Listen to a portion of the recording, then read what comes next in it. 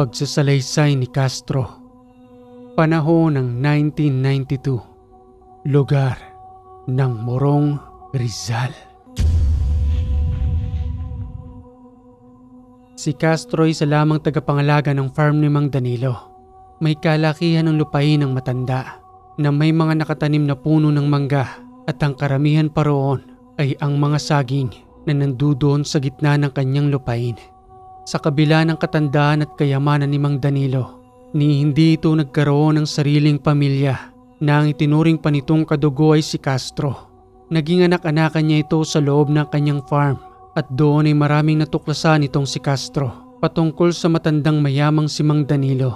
At simula nang matuklasan niya ang lahat ng iyon, nagbago ang kanyang pamumuhay maliban pa sa tulong na ipinagkaloob sa kanya ng matanda. Simulan natin ang kanyang karanasan sa unang araw ng kanyang pamamasukan sa farm bilang tagapangalaga. Magandang araw ho sa iyo, Mang Danilo.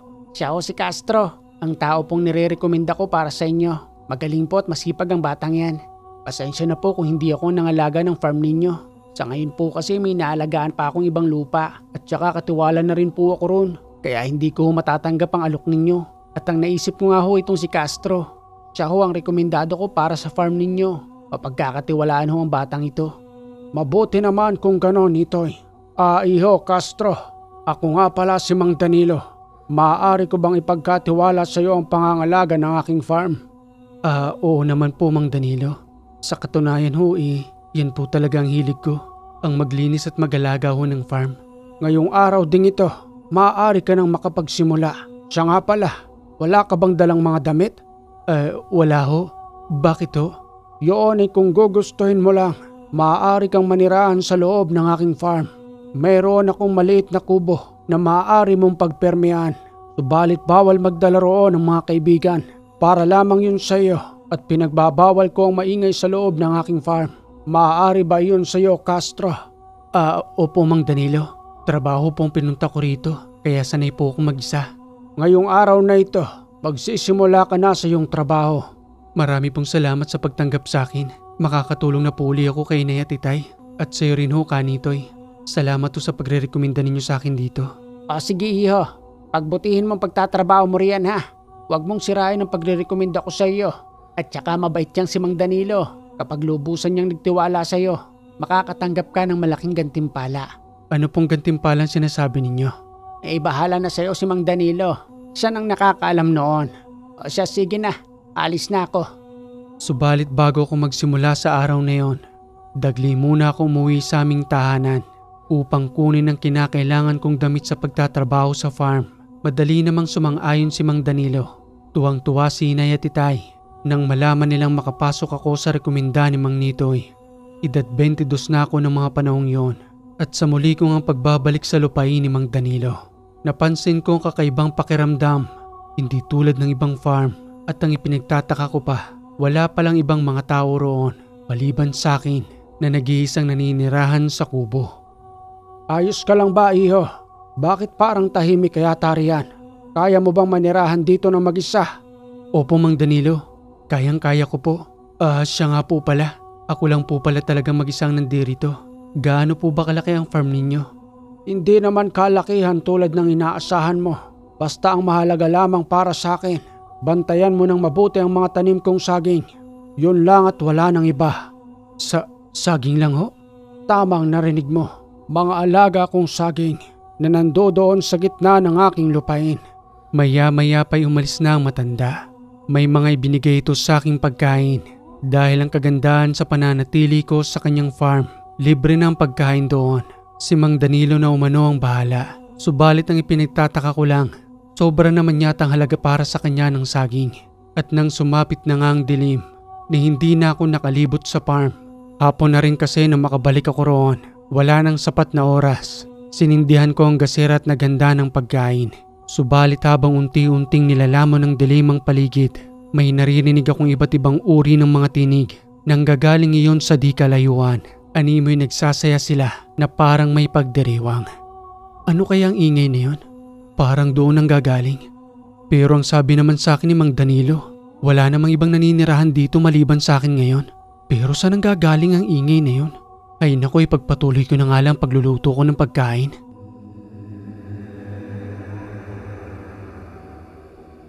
Matapos kong makakain ng gabihan, kinuha ko ang lampara at inilagay ko sa aking tabi.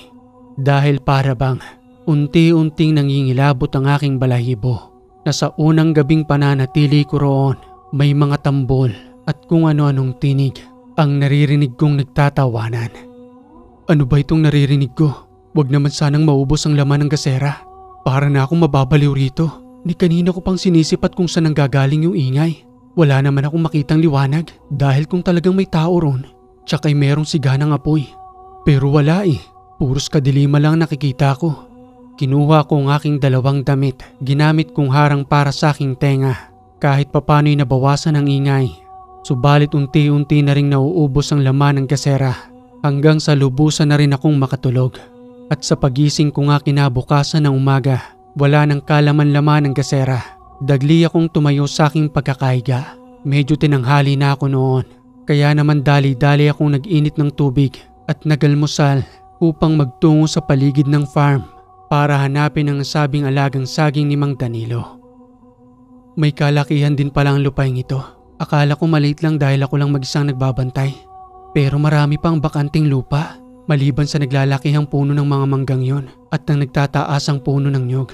Pero nasaan ang mga alaga niyang saging? Patuloy akong naglibot doon dahil ang pinakabilin sa akin ni Mang Danilo ay ang pagbabantay ng kanyang mga alagang saging na napakahalaga para sa kanya. Ayun at nandoon ang mga alagang saging ni Mang Danilo. May karamihan din pala ang mga ito. Pero anong espesyal? Normal lang din namang saging ang mga ito. Wala namang pinagkaiba sa mga pinanggalingan kong farm. Magandang umaga sa iyo, Castro. Nandyan na po pala kayo, Mang Danilo. Kanina pa, hindi na kita ginising dahil alam kong masarap ang pagkakatulog mo. Kamusta naman ang unang gabi mo rito sa aking farm? Pasensya na po, Mang Danilo. Medyo tinanghali ho ako ng gising. Sa totoo lang ho hindi ho ako ganong nakatulog dahil ho sa ingay rito kagabi. Anong ingay ang sinasabi mo? Wala kang ibang kasama rito. Ikaw lang. Pero Mang Danilo, meron ho talaga. Parang dito nga ho nanggagaling yun eh. Hindi ko lang ho masipat kagabi dahil sa may kalayuan ho ito. At sobrang dilim ho, kaya binuksan ko ang gasera hanggang sa maubusan na nga ho ito ng laman. Ang tanong ko sa iyo, tatagal ka kaya rito sa iyong trabaho? Ano ho? Bakit niyo ho naitanong yan? Ano ho bang meron dito? Wala iho. Wala naman. Kalimutan mo na ang sinabi ko. Halata sa'y kinikilos ni Mang Danilo na may tinatago siya sa kanyang lupain. Hindi ko lang lubusang matyak ng mga panahong yon. Dahil nga sa baguhan pa lamang ako at wala namang sinabi sa akin si Mang Nitoy bago niya ako iwan sa farm na yon.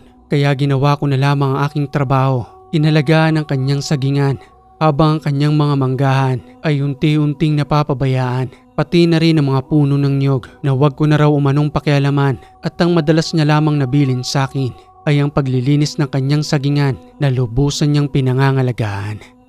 Subalit tuwing araw ng Biyernes, doon ko naririnig ang ingay. Tulad ng dati, may malalakas na tunog ng tambol habang nagtatawanan ng may malalaking boses at meron din namang maliliit.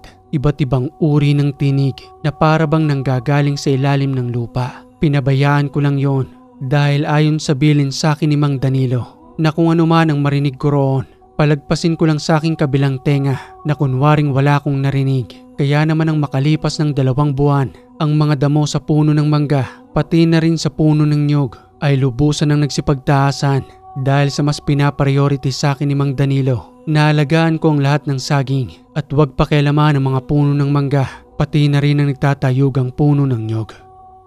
Hanggang sa isang hapon, may dumating na isang lalaki kasama ni Mang Danilo. At habang nandudoon ako sa sagingan, ginagamas ang mga nagsisibulang mga damo. Lumapit ang dalawa sa akin habang nagwiwika si Mang Danilo ng, Magandang hapon sa iyo, Castro. Kamusta naman ang pananatili mo rito sa aking farm? Maayos naman ho, Mang Danilo. Sa katunayan ho sanay na ho ako rito at napapamahal na ho sa akin ang farm ninyo. Yun nga lang ho, nakikita ko hong nagsisipagtaasan ng mga damo sa puno ng mangga. Pati na rin ho sa puno ng nyog. Ayaw nyo naman hong ipagalaw sa akin. Manatili ka lamang sa trabahong ipinapagawa ko sa iyo. Ang pangangalaga ng aking sagingan. Kaya nga may kasama ako ngayon. Ang pangalan niya ay Kiling. Siya ang bahalang maglinis sa puno ng mangga, pati na rin sa puno ng mga nyog. Kaya naman may makakasama ka na sa iyong kubo. Kiling, siya si Castro. Mabait na bata rin niyang tulad mo. Kaya sana naman ay magkasundo kayong dalawa. Magandang hapon sa iyo, Kiling. Magandang hapon din sa iyo, Castro. Nandoon na nga pala ang mga gamit ko sa kubo. Inilagay ko na ron sa may gilid. Dalawa tayong magsasama rito para magtrabaho. At ang sabi sa akin ni Mang Danilo, 2 buwan ka na raw sa kanyang farm. Ganun na nga, Kiling. Maiwan ko na kayong dalawa riyan. Castro, pakisamahan mo nga itong si Kiling sa manggahan upang sa kinabukasan ay maaari na siyang makapagsimulang maglinis. Masusunod po, Mang Danilo. Itinuro ko kay Kiling ang kanyang trabaho, subalit wala akong binabanggit patungkol sa araw ng Biyernes. Ang naririnig kong tambol at ang kasiyahan upang siya mismong makatuklas kung madidinig niya rin ba yon o isang guni-guni ko lamang. Maya-maya pa sa pagtungo namin sa kubo, dagli ako naganda ng pagkain namin. Paulit-ulit kong pinagmamasdan si Kiling na baka may naririnig na siya ng mga oras na yun. Subalit tahimik lamang siya na nagmamasid sa paligid. Kiling, may napapansin ka ba? Anong napapansin? May napapansin na ingay. Ingay? Wala naman, Castro. Napakatahimik nga sa lugar na ito eh. Naninibago ko dahil sa mga pinagtrabahuan kong farm. Maliwanag dun at maraming tao. Hindi tulad dito. Tayong 2 lang pala ang nandirito. Maliban sa mga kuliglig na naririnig ko. Wala nang iba. Ganun ba? Oo, tama ka. Tahimik talaga rito. Halika na't luto na ang pagkain. Pagsaluhan na natin ito. Nagpatuloy kami sa aming pagkain ng gabihan. Ni wala man lamang naririnig itong si Kiling. Samantalang sa tenga ko ng mga oras niyon, patuloy ang pagdagumdum ng tambol na nanggagaling sa inaalagaan kong sagingan. Nababaliw na yata ako. Bakit ako lang nakakarinig at anong meron sa sagingang yon?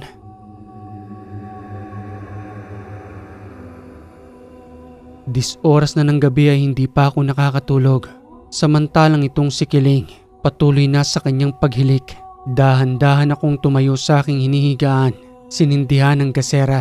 Binaybay ko ang daan patungo sa sagingan at habang papalapit na nga ako roon, mas lalong lumalakas ang tunog na kumpirmado. Doon nga nanggagaling ang kasiyahan. Pero sinong mga yon at nasaan sila na kapag dumarating ako roon, unti-unting nawawala ang tambol at ang mga nagtatawanan ay dahan-dahan ding humihina.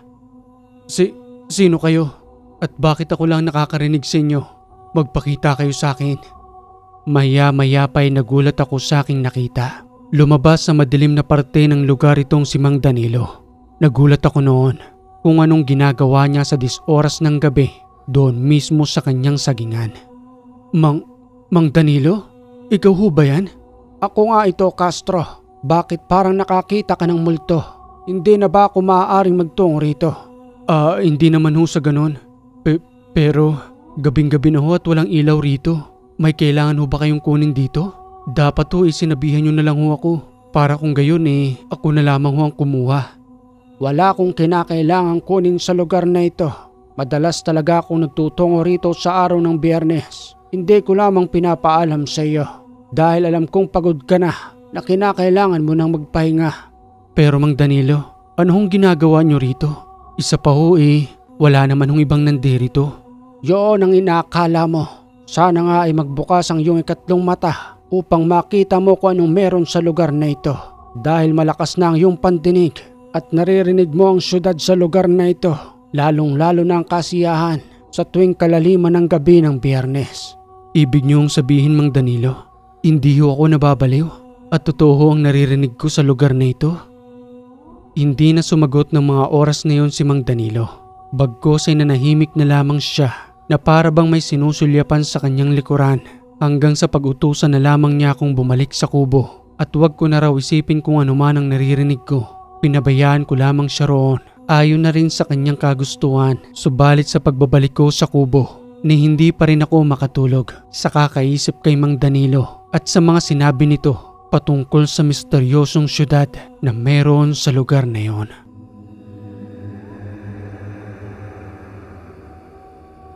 Magandang umaga, Castro. Nauna na akong magising sa'yo. Ang sarap kasi ng tulog ko kagabi. Ang lamig pala ng panahon dito. Iyon pa naman ang gustong-gusto ng katawan ko. Siya nga pala, Nakapag-init na ako ng tubig riyan. Mag-almusal ka na. Nauna na kasi ako eh. Kaya eto, inahasa ko na yung itak. Marami-rami pa kasi yung tatabasin ko. Mabuti yung sagingan mo eh. Patagal mo nang naaalagaan para malinisan. Di katulad sa akin. Mahaba-habang oras pang kinakailangan ko para malinisan ang manggahan. Idagdag pa natin yung mga nagtataasang nyog. Kinakailangan ko rin tabasan ang ilalim nun. Para kung sakasakaling magpaanin na itong si Mang Danilo, madaling makukuha yung mga nyog. Hindi mahirap hanapin sa masukol na damuhan. Mabuti ka pa mahimbing ang pagkakatulog mo. Samantalang ako, mas nauna pa akong nanatili sa'yo rito. Pero ako yung hirap na hirap makatulog, lalo na kapag araw ng Biyernes. Bakit naman Castro? Hindi naman masyadong malamok rito ah. Sa katunayan nga mas marami pang lamok dun sa pinanggalingan ko dating farm. Hindi tulad dito. Mas maaliwalas at masarap ang simoy ng hangin. Hindi ko may paliwanag sa'yo, Kiling. Baka kasi isipin mong nababaliw na ako. O kaya ay matakot ka pa. Ang gulo mo namang kausap, Castro. Paano kung malalaman ang nangyayari sa'yo kung hindi mo naman sasabihin sa akin? Di bali na, Kiling. Kalimutan mo na yon. Matapos makapaghasa ng tabak ni Kiling, nagpaalam na ito sa akin na magtutungo na umano siya sa manggahan at yun ang uunahin niyang linisan. At habang patuloy akong nag-aalmusal, nasipat ko si Mang Danilo. Naglalakad itong patungo sa kubo nang galing siya sa hinaalagaan kong saging.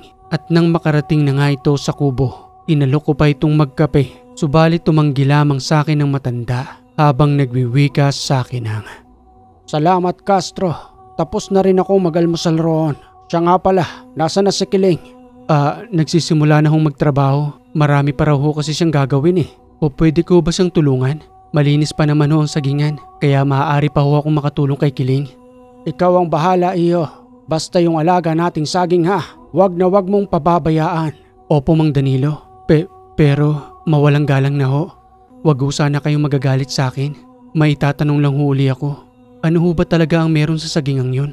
At ano ho ang nakatagong syudad na sinasabi ninyo? Alam mo Castro, may mga bagay na nangyayari dito sa mundo na kung sasabihin ko sa iyo ngayon ay hindi ka maniniwala sa akin. Hindi ka pa handa para roon. Subalit may tamang panahon para malaman mo yon. Hindi pa ngayon Castro. Sige na, taalis na ako. May gagawin pa ako sa aking tahanan. Mas lalong naging palaisipan para sa akin ang mga sinabi ng matanda. Ewan ko ba kung bakit naririnig ko sila. Sana naging katulad na lamang ako ni Kiling. Isang normal na tao na walang pakialam sa nangyayari sa paligid. Dahil hindi niya porte yon na ang kanyang trabaho lamang ang dapat niyang asikasuhin.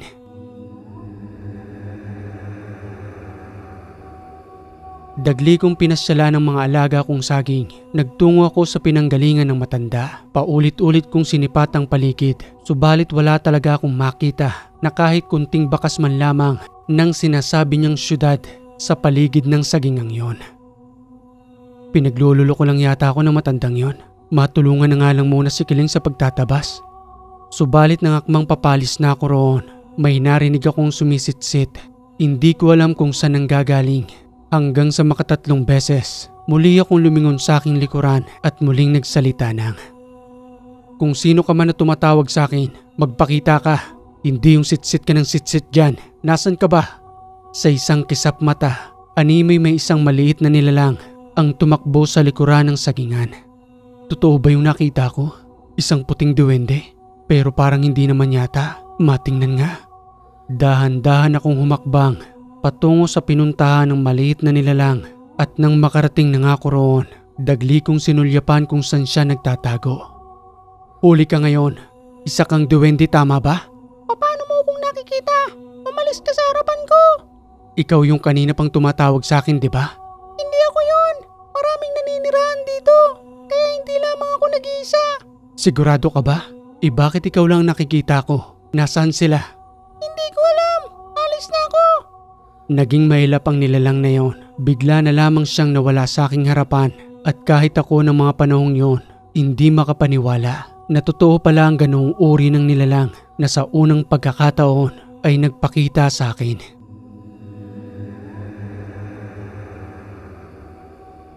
"Kiling, tulungan na kita sa pagtatabas. Wala rin naman akong ginagawa ron. Malinis ng sagingan ko." "Baka pagalitan ka ni Mang Danilo. Di ba ang sabi niya sa'yo? Huwag mong pababayaan ang sagingan." "Nagpaalam naman ako sa matanda. Pumayag naman siya sa akin, kaya matutulungan kita." "Naku, salamat Castro. Malawak pa rin talagang tatabasan natin. Hindi ko nga alam kung kailan ko matatapos ito eh. Baka tapos na lamang ang pamumulaklak ng mga mangga. Hindi pa ako tapos sa pagtatabas rito. Huwag kang mag-alala, Kiling. Kapag wala naman akong ginagawa ito na ang uunahin natin sa paglilinis para matapos ka lang. Pinagtulungan na namin ng pagtatabas at nang makaramdam ng pagod, bahagya kaming nagpahinga sa lilim ng isang punong mangga hanggang sa maisipan kong tanungin si Kiling patungkol sa mga nilalang na hindi nakikita ng isang normal na tao. Ang aga pa lamang grabe ng init. Mabuti na lamang at malalaki ng punong manggang ito na maaari nating masilungan. Tama ka roon, Kiling. Siya nga pala. Maiba lang tayo ng usapan. Naniniwala ka ba sa mga engkanto? O yung tinatawag nilang lamang lupa? Para sa akin, Castro, mahirap paniwalaan. Kasi ako mismo hindi pa nakakita eh. Mahirap naman sigurong sabihin na totoo sila. Dahil wala pa naman nagpaparamdam sa akin. Maliban dun sa sinasabi ng lolo ko na siya raw mismo nakakakita ng mga ganun. Isa ba siyang albularyo? Hindi naman. Pero bukas daw yung kanyang espiritual na mata. Nakikipag-usap pang araw sa kanya eh. Para sa akin naman natatawa lang ako. Paano kung sabihin ko sa'yong ang katangian ng lolo mo ay meron din ako? Hindi pa nga lang ganun kalakas. Pero napapansin kong unti-unti na silang nagpaparamdam sa akin. Sigurado ka ba, Castro? Nakakatakot ka palang kasama. Baka kung ano-anong makita mo. Pati ako makaramdam ng matinding takot. Meron din ba rito sa farm ni Mang Danilo? Ang totoo niyan, Kiling, marami silang nandirito. Kung saan ako nag-aalaga ng saging, doon sila naninirahan.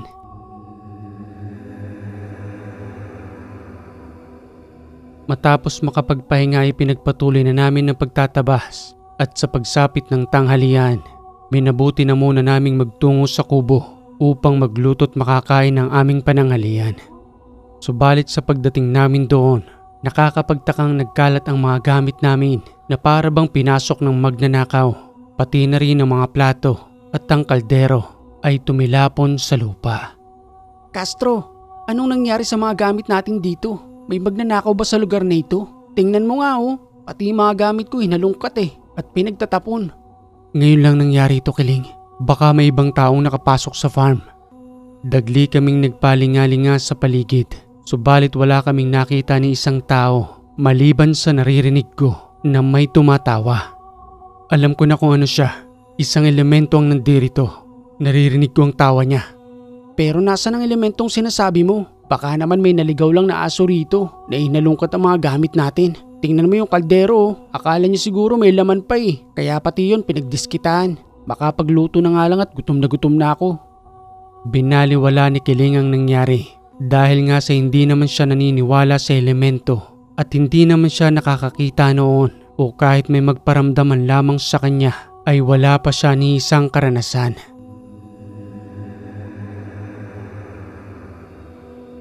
Makalipas ang isang buwan, 4 na linggo nang hindi nagtutungo sa aming kubo si Mang Danilo na ipinagtataka naman namin ni Kiling. Samantalang dati, halos sa 1 linggo, 3 beses itong nagtutungo roon. Kaya naman sobrang ipinagtataka namin na baka may nangyaring masama sa matanda. Hanggang sa mapag-isip-isip namin na magtungo na lamang sa kanyang tahanan upang kamustahin ito kung ano man ang kanyang kalagayan. Castro, wala na rin tayong pagkain dun sa kubo. Kung sakaling nandyan sa kanyang tahanan si Mang Danilo, humingi na rin tayo ng pagkain. Diba madalas naman siya nagdadala roon? Yun nga lang talagang wala na. Hindi naman tayo hihingi kung meron pa Sige, akong bahala. Pero kung wala siyang maibibigay sa atin, magtungo na lamang tayo sa palengke. Mamili tayo ng maaari nating i-stock. Baka kasi nagipit lamang ang matanda, kaya hindi nagtutungo ron sa kubo para magdala ng pagkain natin. At sa pagdating nga namin sa pintuan ng kanyang tahanan, patuloy akong kumatok roon. Subalit walang nagbubukas ng pintuan. Umikot kami sa likod ng bahay dahil parang may naririnig akong nag-uusap sa loob. Subalit wala ng pintuan doon. Paliban lamang sa harapan ng kanyang tahanan. Kakaiba rin ang bahay ng matandang ito, no? Nag-iisa lang ang pintuan.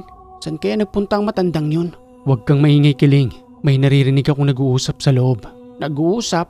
Bakit wala naman akong madinig? Meron. Siguro mga 2 sila.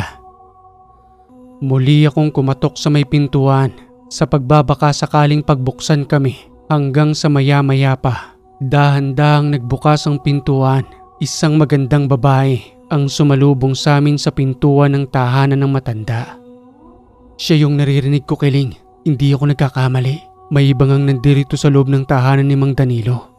Sambit pang wika sa amin ng babae na may kahabaan ng kanyang buhok habang may mamula-mulang balat. Magandang araw sa inyo, Ginoo. Si Mang Danilo po bang hinahanap ninyo? Oo, si Mang Danilo. Nandiyan ho ba siya?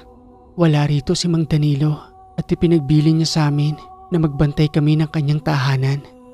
Sino ho ba kayo? Ang akala ko ho wala nang kapamilya si Mang Danilo. At saan ho ba siya nagtungo? Kasi kapag umalis naman ho yun nagsasabi ho sa akin. Pero 1 araw at 2 araw lang naman. Samantala ngayon ho, 1 buwan na ho siyang hindi nagtutungo sa kubo. Nagbakasyon lang si Mang Danilo at huwag kayong mag-alala sa kanya. Muli siyang babalik rito at magtutungo sa kubo ninyo. Siya nga pala, hindi niya ako kaano-ano. Naatasan lamang ako na magbantay sa kanyang tahanan. Ganun ho ba? Pero saan ho nagtungo si Mang Danilo? Hindi na muling nagsalita ang magandang babae. Subalit pinapasok ako nito sa gilid ng pintuan. Itinuro ang mga pagkain doon. Inihabili numano sa kanya ng matanda. Upang sakasakaling magtungo nga kami roon ay mayroon kaming pagkain para sa aming pananatili sa kubo. Marami pong salamat. Pakisabi na lamang po sa pagbabalik ni Mang Danilo ang taos-puso naming pasasalamat dahil hindi niya ho kami pinababayaan. Ipaparating ko ang iyong mensahe kay Mang Danilo. At sa muli kong paglabas sa may pintuan, bitbit ang mga pagkain. Nakatulala sa akin si Kiling habang nagtataka kung sino man ang nagbukas ng pintuan na kanina ko pang kinakausap. Castro, kanina pa kitang tinatawag. Bakit hindi mo ako naririnig? Nababaliw ka na ba? Anong nababaliw ang sinasabi mo? Sino ba yung kausap mo ron na nagbukas sa'yo ng pintuan? Sino pa ba? Di yung magandang babae. Magandang babae? Nasaan? Wala naman akong makitang kausap mo kanina ron. Ikaw yata ang nababaliw, Kiling Kanina ko pang kinakausap ron. Siya nga ang nagturo ng mga pagkain ito Ay naku Castro, wala talaga akong nakitang babae ron. Huwag mo nga akong tinatakot. Hindi naman talaga kita tinatakot. Totoong sinasabi ko sa'yo. Sino pa bang magbubukas sa akin ng pintuan? Di ba kanina pang kandado yun? Oo nga no. Kinikilabutan ako Castro sa sinasabi mo. Mukhang hindi ako magtatagal sa farm na ito. Nasaan ba si Mang Danilo? Nasa bakasyon daw, sabi ng magandang babae. Sayang nga pala na hindi ko man lamang natanong ang pangalan niya. Ang ganda niya, Kiling. Mamula-mula ang balat niya na may mahabang buhok.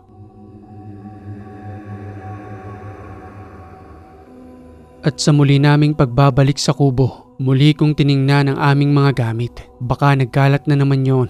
Gawa ng masasamang elemento na nagagawi sa aming kubo.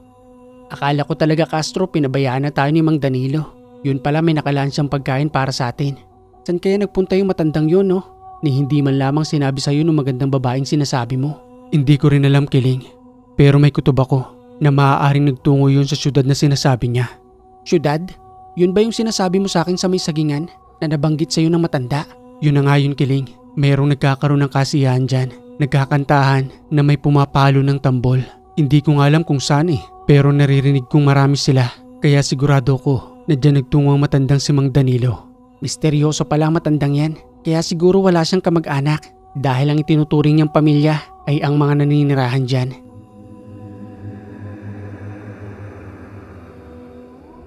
Isang araw habang abala kaming dalawa ni Kiling, bigla na lamang dumating ang matanda. Nakangiti itong lumapit sa amin habang may daladalang pagkain. Kamusta na kayong dalawa? Pasensya na ni hindi man lamang ako nakapagsabi sa inyo. Nagmamadali kasi ako ng mga oras ngayon. Hinihintay na ako ng sumundo sa akin. Kaya naman dire-diretso na ako sa aking pagbabakasyon. Mabuti naman ho kami rito, Mang Danilo. Salamat ho pala sa pagkain. Akala ho kasi namin kung ano nang nangyari sa inyo. Kaya nagtungo na rin ho kami sa tahanan ninyo noon. Kaya nga ho napag-alaman namin doon na nagbabakasyon ho pala kayo. Tama ko roon, Castro. Taon-taon ay nagbabakasyon ako sa isang syudad. Napakaganda roon. Isang mapayapang lugar na malayong-malayo sa kaguluhan ng mundo natin. Puros kasiyahan lang. Nagkakaisa ang mga naninirahan doon. Sana nga balang araw ay maisama ko kayo sa napakagandang syudad na iyon. Maaari ho ba kaming makasama ron? Oo naman, Castro. Subalit hindi pa sa ngayon. Hindi pa kayo handa. Hindi ho kita maunawaan, Mang Danilo. Paano hindi pa kami handa? Mahirap pang ipaliwanag para sa inyo sa ngayon. Subalit alam kong ikaw, Castro, nakikita mo na ang nasa paligid mo. Ngunit nagbubulag-bulagan ka lamang. Alam kong alam mo ang mga elementong naninirahan dito sa aking lupain. Ayaw man ho kitang direktahin Mang Danilo pero napakarami ho nila. Subalit ang syudad na tinutukoy mo ay hinding-hindi ko pa nakikita. Tatagos rin ang iyong espiritual na mata sa syudad na tinutukoy ko dahil nandoon ka na mismo kung saan mo inaalagaan ang mga alaga mong saging. Hintayin mo ang kabilugan ng buwan. May ipagagawa ko sa iyo, Castro. At sana'y mapagtagumpayan mo ito upang makasama ka sa sinasabi kong syudad. Naging palaisipan sa akin ang mga sinabi ng matanda at sa pagalis nga nito sa aming kubo, hindi ako mapakali. Ano kayang ipagagawa niya sa akin para lamang makapasok ako sa sinasabi niyang syudad? Makalipas ang 4 na araw, muling nagtungo sa kubo ang matanda at naalala ko ng mga oras na yon, kabilugan nga ng buwan.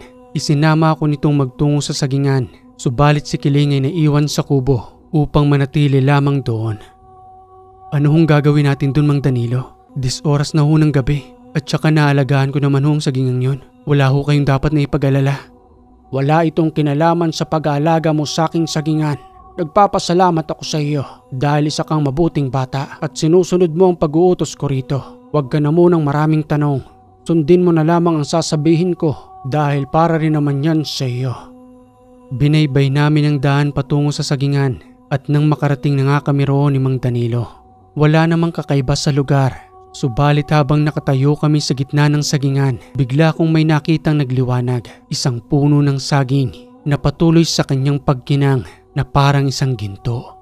Mang Danilo, yung saging ho sa ating harapan, nagliliwanag. Ano ho bang meron?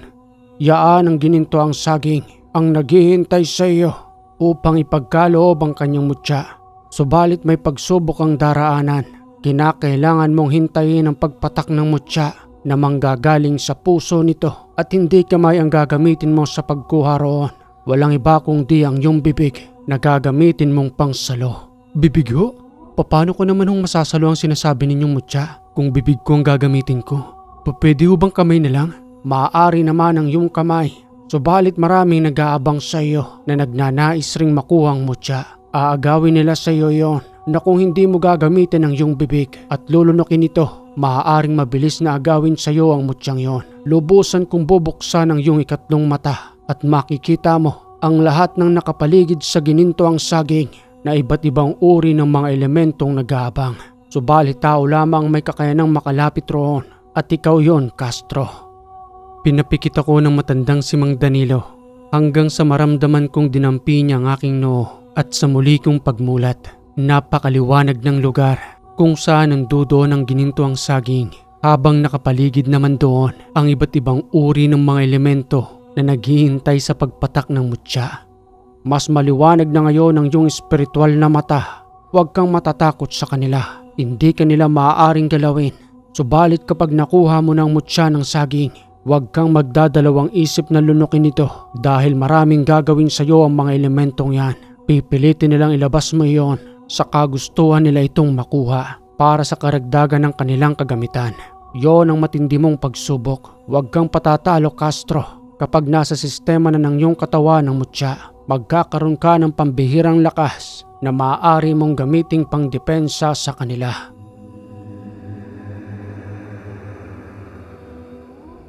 Sa dahan-dahan kong paglapit sa ginintuang saging, nagsisipagtinginan sa akin ang mga elemento. May itim na tikbalang, may kapre, at kung ano-ano pang uri ng nilalang na nagmamasid roon.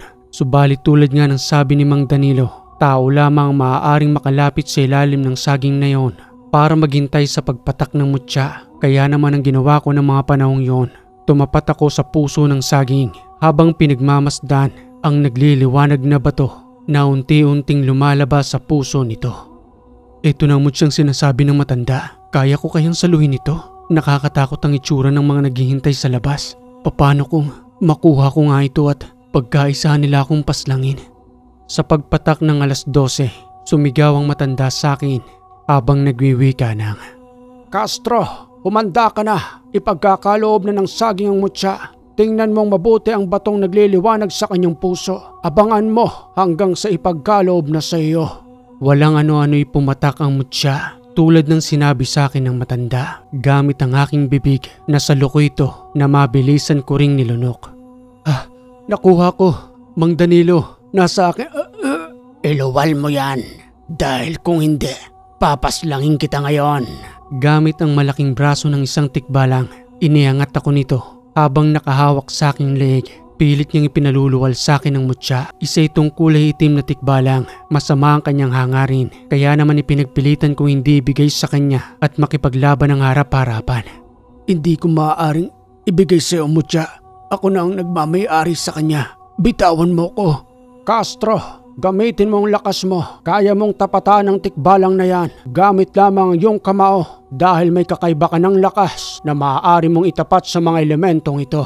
Buong lakas kong tinabig ang kanyang braso hanggang sa mabitawan niya ang pagkakahawak sa aking leeg. Naramdaman ko ang kakaibang lakas na nagmumula sa mutya. Sige, lumapit ka pa sa akin.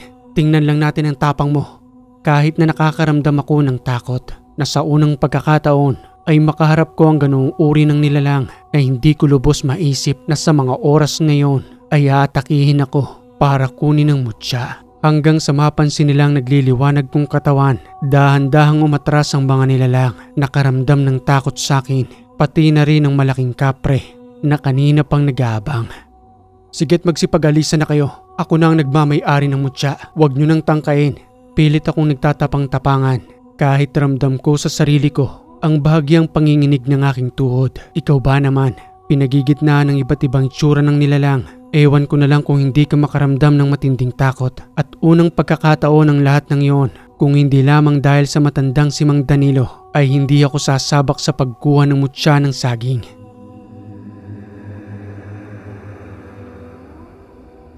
Magaling ang ginawa mo, Castro. Karapat dapat ka nga sa mutyang yan.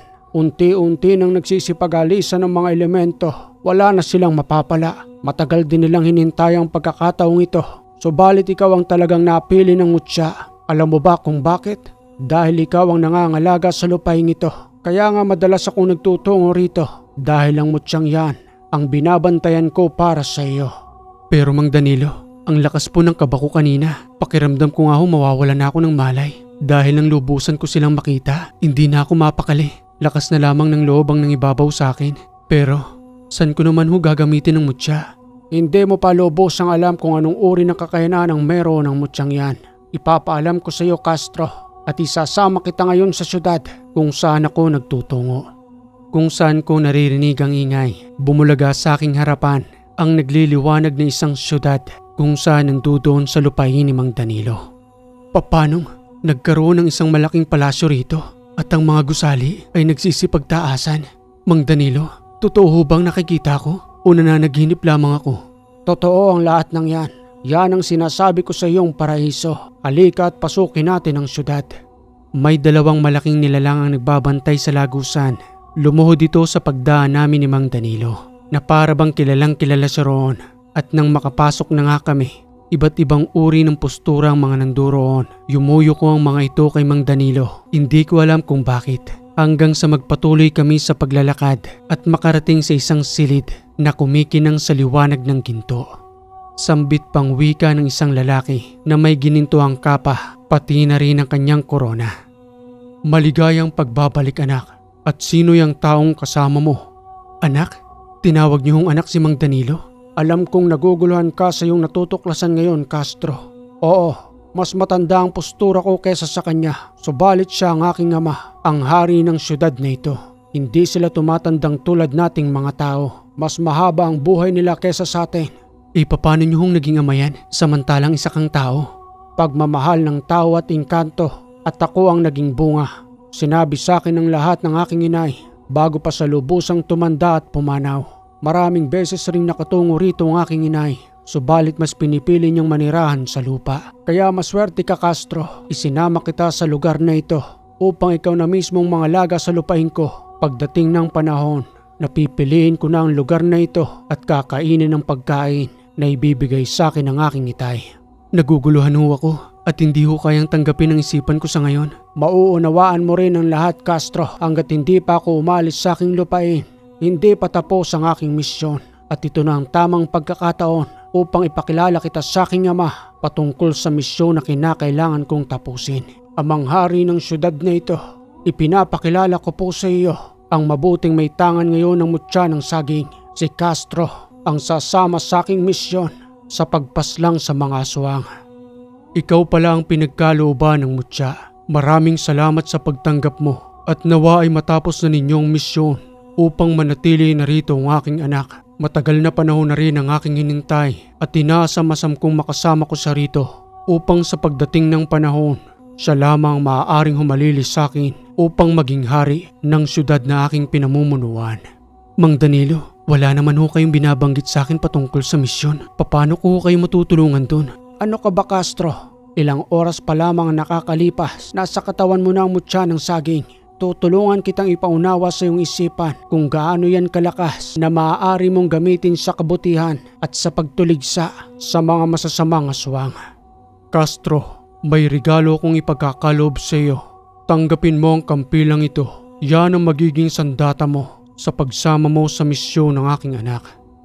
Hawak ang isang matalim na kampilan. Iniabot iyon sa akin ng hari. 2 kamay ko itong tinanggap dahil sa may kabigatan ng kampilang yon. Kakaiba ang kanyang talim na kung susurihin mo para itong karit na kumakapit ang talim sa balat. Mang Danilo, hindi ko alam kung saan ang patutunguhan ito. Pero ikaw na bahala sa akin. Ituro niyo sa akin ang dapat kong matutunan dahil buhay ko rin rito ang nakataya. Nauunawaan kita, Castro. Pasensya na kung pati ikaw ay nadamay sa aking misyon. Subalit wala akong ibang napipisil kung di ikaw. Ikaw lamang maaaring magtanga ng mutya ng saging at ikaw ang pinagkakatiwalaan ko. Nawa ay tanggapin mo rin ang pangangalaga ng aking lupain balang araw kapag lubusan ko na itong nilisan. Nauunawaan mo bang sinasabi ko sa iyo, Castro? Nauunawaan ko, Mang Danilo.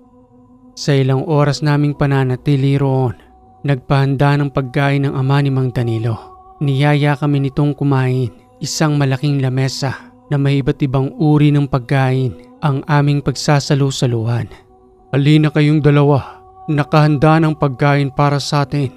Castro, ito ang tatandaan mo kung muli kang magagawi sa ganitong uri ng syudad o kahit saan mang mundo ng engkanto. 2 uri lamang ng pagkain ang nakahain sa ating mesa. May itim at may kulay puti. Wag na wag mong kakainin ang itim na pagkain iyan kung ayaw mo nang makalabas sa mundong ito at manatili na lamang rito habang buhay. Subalit kung gugustuhin mo pang makabalik sa lupa, ang puting pagkain, yan lamang ang maaari mong kainin sa mundong ito.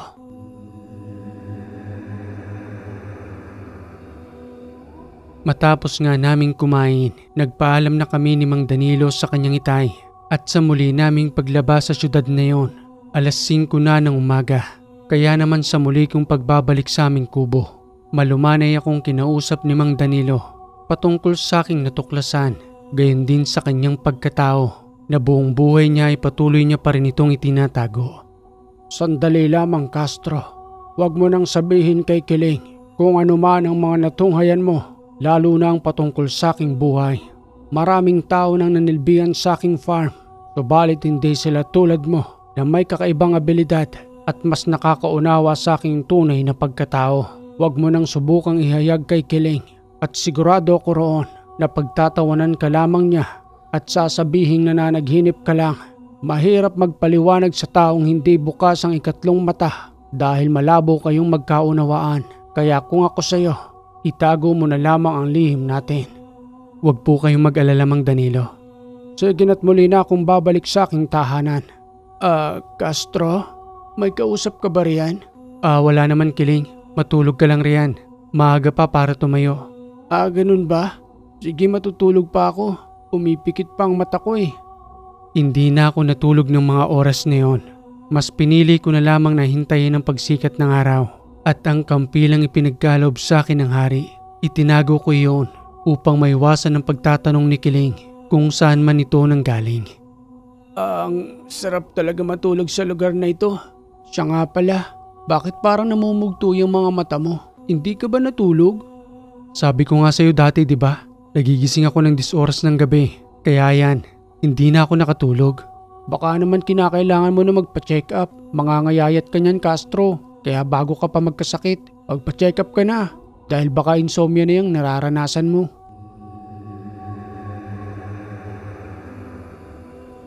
Nagpatuloy ang maghapon naming pagtatrabaho ni Kiling hanggang sa marinig ko siyang sumisigaw na nagsasalita ng, Tulungan mo ako.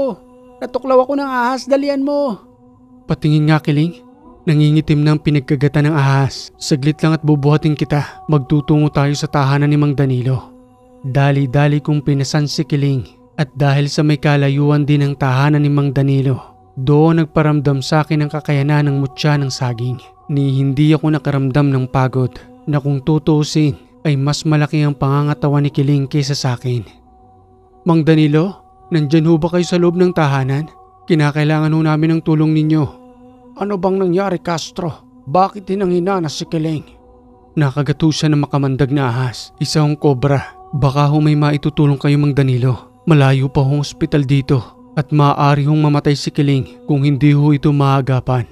Dali at ipasok mo sa loob ng aking tahanan. Huwag mo siyang pahihigain. Hayaan mo lamang na nakaupo siya sa may upuan upang hindi ka agad umabot sa kanyang utak ang kamandag na maaari niyang ikamatay. Putlang-putla na si Kiling nang maiupo ko habang ang matanda naman ay dagling nagtungo sa kanyang silid at sa muli niyang pagbabalik may daladala itong isang kulay itim na bato na kanyang inilapat sa sugat ni Kiling. Huwag kang mag-alala Kiling, gagaling ka. Kukunin ng itim na batong ito ang kamandag at kung mapapansin mo Castro, dikit na dikit ang bato sa sugat. Ibig sabihin lamang niyan, kinukuha niya na ang kamandag at kapag bumitaw na ito sa balat ni Kiling, ibig sabihin lamang noon, wala na ang kamandag. Ginagarantiya ko yan, hindi na maapektuhan si Kiling sa kamandag ng ahas na yon. Dahil sa takot ni Kiling, sobrang pinagpawisan nito hanggang sa makatulog sa kanyang kinauupuan. Marami hong salamat Mang Danilo. Hindi ko akalaing may nalalaman din pala kayong gamot patungkol sa kamandag ng ahas. Oo naman Castro, siya nga pala. Samantalahin natin ang oras na ito habang mahimbing pang natutulog itong si Kiling. Maituturo ako sa iyo. Subalit kinakailangan mo itong ipagpatuloy. Ang pagdarasal ng balabal at pundasyon, pati na rin ang puder para sa iyong mas matinding proteksyon. Proteksyon ho? Oo Castro. Hindi basta-basta ang mga aswang na sasagupain natin. Hindi maaaring may mutya ka lamang sa iyong katawan. Kinakailangan mo rin ang puder at balabal upang mas pagtibayin ang iyong pundasyon bilang isang mandirigma. Hindi pa ho kita lubusang maunawaan Mang Danilo. Pero kung ano man ho ang ituturo niyo sa akin, tatanggapin ko ho ng walang pagdadalawang isip. Unti-unti kong nauunawaan ang katauhan ni Mang Danilo. Isa siyang lihim na mamamaslang ng mga aswang na hindi pa lubusang natatapos ang kanyang misyon at sa tulong ko ay maaari ko itong ipagpatuloy. Ito ang lihim na karunungan na kinakailangan mo Castro at upang hindi ka mapansin ni Kiling sa iyong pag-aaral, manatili ka roon sa iyong inaalagaang sagingan. Itago mo ang librong ito dahil sa hindi ito naaayon para kay Kiling upang hindi siya mabaliw. Makalipas ang ilang oras, muli nang nagising itong si Kiling. Patuloy na tinitingnan ang kanyang sugat at ang kanyang pakiramdam na muli nang nanumbalik ang kanyang lakas. Castro, akala ko mamamatay na ako. Marami pong salamat Mang Danilo. Nawawala na po ko ng pag-asa kanina dahil sa napakalayo ho ng ospital dito. Hindi ko akalaing dahil lamang sa simpleng batong ito, nailigtas ako sa kamatayan. Utang ko ang buhay ko sa inyo Mang Danilo, pati na rin sa iyo Castro. Ano ka ba Kiling? Walang ibang magtutulungan dito kung di tayong tatlo lang. Hanggang sa magpaalam na kami kay Mang Danilo at sa muli nga naming pagbabalik sa aming kubo, palihim kong binabasa ang libro at isinasagawa ang mga ritual ng pagdarasal na aking kinakailangan. Subalit dumating ang isang araw habang nandudoon ako sa sagingan, isa-isang nagsisipaglapitan sa akin ng mga engkanto habang patuloy akong nagdarasal. Anong kinakailangan ninyo? At bakit nagsisipaglapitan kayo sa akin? Wala akong maitutulong sa inyong lahat, kaya umalis na kayo rito. Naantalang ritual na ginagawa ko. Imbis na magsipaglayuan ng mga ito, mas lalo pang dahan-dahang lumalapit hanggang sa magwika ang isa roon na nasa anyo ng isang maitim na nilalang na may nag-iisang mata. Kaibigan, tinatawag kami ng iyong mga dasal, kaya nandirito kami ngayon. Pero wag kang matakot sa amin. Hinding-hindi ka namin gagambalain o sasaktan. Kumukuha lamang kami ng lakas sa iyong mga dasal na binibitawan sa lugar na ito. Ganoon ba? Ibig niyo bang sabihin Nakakatulong ang mga ito sa inyo? Ganoon na nga kaibigan, kaya ipagpatuloy mo lamang ang iyong pagdarasal, lalong-lalo na ang paglilinis dahil isa rin kaming makasalanan at gusto rin naming magbago habang hindi pa lubusang dumarating ang paghuhukom. Kayo ba ang tinatawag na anghel na itinapon sa lupa para pagsisihan ng inyong mga kasalanan? Tumpak ang sinabi mo kaibigan, gusto rin naming makabalik sa kalangitan, subalit hindi namin alam kung paano, kaya sa mga katulad ninyo, patuloy kaming lumalapit. Sige at manatili lamang kayo riyan, pero wag na wag ninyo kung gagambalain dahil kapag ginawa ninyo iyon, paalisin ko kayo rito at hindi ako nagbibiro. Ipinagpatuloy kong ritual ng pagdarasal hanggang sa hindi ko na malayan.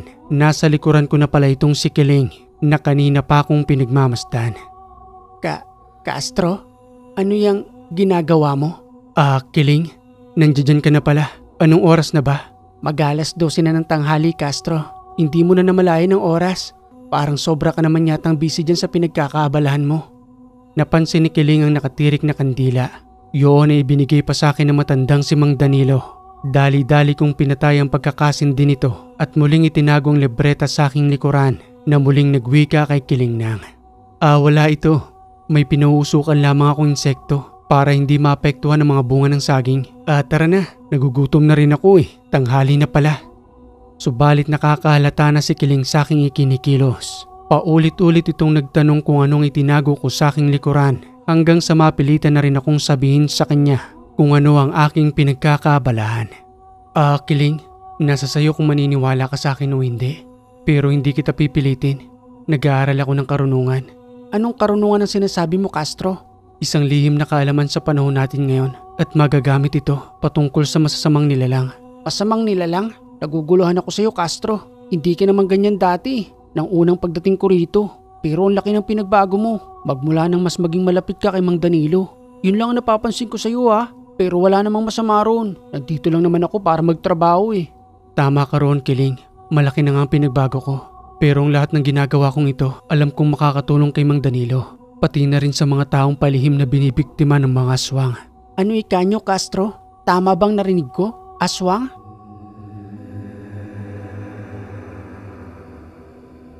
Hindi ko na mapigilang isiwalat kay Kiling ang aking nalalaman dahil sa kamilang dalawang magkasama roon upang mas lalo ko ring mapagbuti ang aking pag-aaral. Subalit nasa sa kanya na iyon kung maniniwala ba siya sa akin o hindi.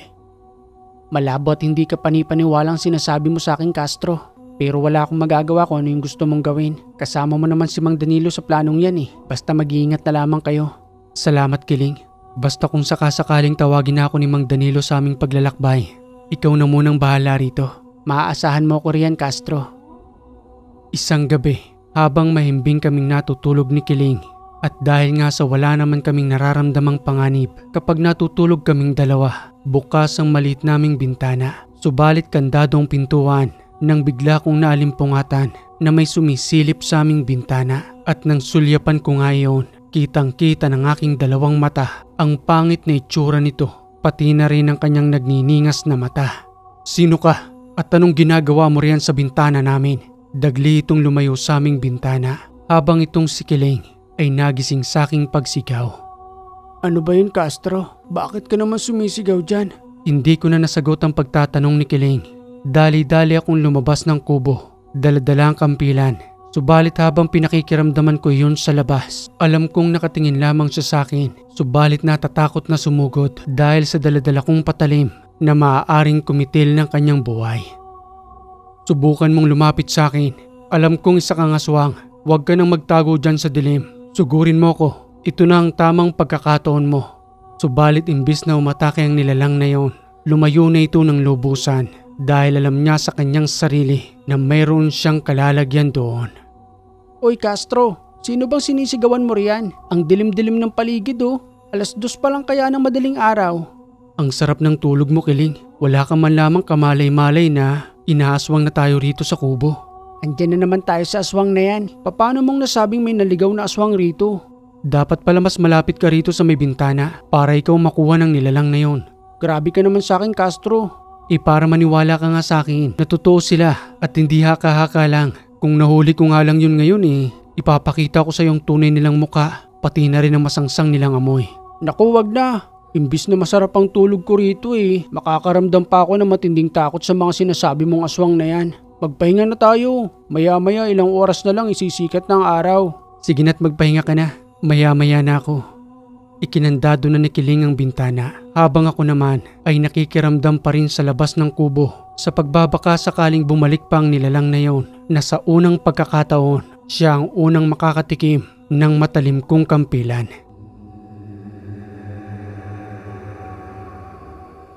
Lumipas ang 2 buwan, muli akong kinausap ng masinsina ni Mang Danilo. Sa kadahilanang yun ang tamang panahon upang sugurin ang pinagkukutaan ng mga aswang na ayon sa kanyang impormanteng engkanto, patuloy pa rin ang pagpapalawig ng kasamaan ng mga ito. Castro, ayaw ko nang maubos ang panahon ko rito sa lupa. Gusto ko nang manatili roon sa syudad ng aking itay. Mahaba na ang panahon ng pananatili ko rito. Lagdaan mo ang papel na ito, Castro, bilang patunay na kapag nilisan ko na ang mundong ito, ikaw na ang nagmamay-ari ng aking lupain at mangangalaga rito ng mahabang panahon. Mang Danilo, hindi ho akong karapat-dapat na magmay-ari ng inyong lupain. Isa lamang ho ako ritong trabahante. Gagampanan ko ang inyong tungkulin. Subalit, ang lupang ito ay hindi para sa akin. Alam kong mabuti kang tao, kaya hindi ako nagdalawang isip na ipaubaya sa iyo ang lupain ito at ilipat sa iyong pangalan upang ikaw na ang mamahala at mag-alaga kung nasa saan ang aming syudad dito sa lupain ito. Wala akong ibang maaaring pagkatiwalaan kung di ikaw lang dahil ikaw ang nakakaalam kung nasa saan ang syudad ng aking itay. Ayaw kong balang araw ay masira iyon. Ikaw ang mangangalaga, gayon din sa iyong magiging saling lahi. Parang awa mo na, Castro. Lagdaan mo na ang papel na ito upang magkaroon ako ng kapanatagan sa pagdating ng araw ng aking paglisan. At nang dahil sa pakiusap ng matanda, nilagdaan ko ang nasabing papel. Bakas sa kanyang mukhang kasiyahan na napunta umano sa tamang tao ang kanyang lupa hanggang sa maya-maya pa'y binago ang usapan na gawi kami sa aming pinaplano upang sugurin ang nasabing kuta ng mga aswang sa loob mismo ng sinasabing simbahang bato. Bukas na bukas rin, Castro. Magpaalam kang saglit kay Kiling. Siya munang mamahala sa lupain ito. Magtutungo tayo sa simbahang bato, isang abandonadong simbahan. Doon sila nagkukuta ngayon ayon sa impormasyong ibinahagi ng isang engkanto. Simbahan ho? Di ba ho takot sila sa simbahan? Bakit doon ho sila naninirahan ngayon? Yun ang inaakala ninyo. Hindi lahat ng aswang ay takot doon. Kaya nilang magtungo sa bawat simbahan na tulad ng isang normal na tao dahil ang ibinabasbas ng mga pari roon ay hindi tunay na bendeta, isang normal lamang na tubig na kung kinargahan man ng mga usal ay wala rin itong bisa dahil sa hindi nanggaling sa puso, hindi tulad ng sa lihim na karunungan, buhay na salita ang ginagamit upang mapagana ang bisa nito sa pamamagitan lamang ng mga orasyon. Kinabukasan nga'y nagpahalam ako kay Kiling. Madali naman itong sumang-ayon at sa pagdating ng gabi, kaagad na rin naming binaybay ni Mang Danilo kung nasa saan ang sinasabing simbahang bato na pinamumugaran ng mga aswang. May kalayuan ho pala ito, Mang Danilo. Maaari ho bang magpahinga ho muna tayo? Walang problema, Castro. Doon tayo sa malaking punong yon. Madilim na nang makarating kami sa pana ng burol. Subalit nasa gitna lamang nito ang sinasabing simbahang bato na sa panahon pa ng mga dayuhan itinatagang simbahang yon upang may pagpatuloy ang Katolisismo na ipinaglalabang paniniwala ng mga Pilipino. Kaya mo na ba uling maglakad, Castro? Malapit na tayo. Kunting tiis na lang. Makakasagupa mo na ang kakaibang uri ng nilalang na nagpapasakit sa mga tao. Nasa iyong katawan at kamay ang kapangyarihan ng mutya. Gamitin mo ito ayon sa nararapat na gawain. Subalit sa pagpapatuloy naming paglalakad, nakarinig kami ni Mang Danilo ng malakas na pagaspas nang gagaling sa ibabaw, pati na rin sa paligid ng aming dinaraanan. Mang Danilo, mukhang nandirito na ho sila. Malayo-layo pa ho bang simbahang bato? Malapit na, Castro. Kung nakikita mo ang malaking batong yon na naliliwanagan ng buwan, yan ang sinasabing simbahang bato. At sa ilalim ng malaking batong yan, nandiyan ang kuweba kung saan sila naninirahan ngayon. Tagilid ang daan papakyat, kaya naman dahan-dahan kaming dalawa ni Mang Danilo hanggang sa lubusang makarating roon na patuloy na nagmamasid sa kanilang ginagawang ritual sa gitna mismo ng kaliwanagan ng buwan. Subalit naantalang lahat ng kanilang ginagawang ritual nang maramdaman kami ng mga ito na sabay-sabay na napalingon sa amin at nagwikang isa roon habang nagsasalita ng, "Ihinto ninyo ang ritual ng pag-aalay. May bisita tayo ngayon. Ano ang kailangan ninyo sa amin, Ginoo? Alam kong hindi kayo naparito para sa wala lang. May hinahanap ba kayo?" "Wala kaming ibang hinahanap kung di kayo.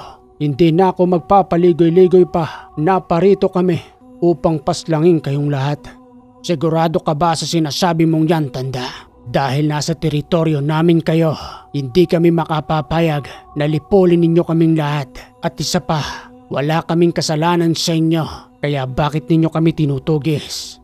Maaaring wala kayong kasalanan sa amin, subalit sa mga binibiktima ninyo, sa kanila marami kayong kasalanan, lalong-lalo na sa mga walang muwang na kabataan. Gusto naming itigil ang kasamaan ninyo, kaya nandito kami ngayon dahil sa maraming bali-balita na mas lumalakas na ang pwersa ninyo.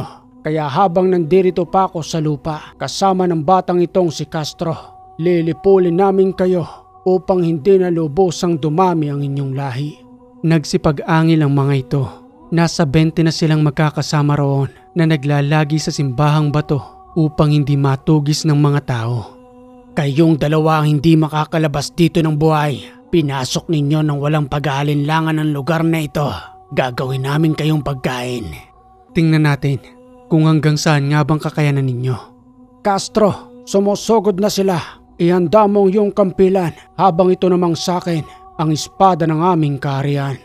Hindi ko na namamalayan sa aking sarili na kapag may nagbabadyang panganib at nakikipagtunggali ako ng harap-harapan, nagliliwanag ang aking buong katawan na tulad ng isang puno ng saging. Kung paano kong nakuha ang mutya nito ay ganun din ang nangyayari sa aking katawan. "Kakaiba ang lalaking yan. Patuloy sa pagliliwanag ang kanyang buong katawan. Isang parang ginto, nakakatakot at nakakasilaw ang kanyang kapangyarihan. Marami nang napapaslang sa atin dahil sa napakatalim niyang kampilan. Paano na tayo rito?" "Uubusin ko kayong lahat, kaya ihanda na ninyo ang inyong sarili." Patuloy namin silang inisa-isa hanggang sa ang matira na lamang doon ay 4. Wala kaming pinapalagpas ni Mang Danilo. Kapag nagtatangkang tumakas ang mga ito, hinahabol namin at pinapaslang. "Kaawa-awa naman kayo. 4 na lamang kayong natira sa aming harapan. Ito na ang panahon ng inyong pagkalagas. Mahaba-habang panahon din ang pamamayagpag ninyo. Huwag kayong mag-alala. Magbibigay ako ng partida sa inyo. Ipapaubaya ko kay Castro ang pagpaslang sa inyong 4. Yun ay kung kakayanin ninyo ang batang ito. Wala ni isang tatakas sa inyo dahil mag-aabang ako na kung sakaling may magtangkaman, ako mismong tutugis at papaslang. Kaya kung ako sa inyo, ibigay na ninyo ang lahat ng inyong kakayanan upang paslangin si Castro."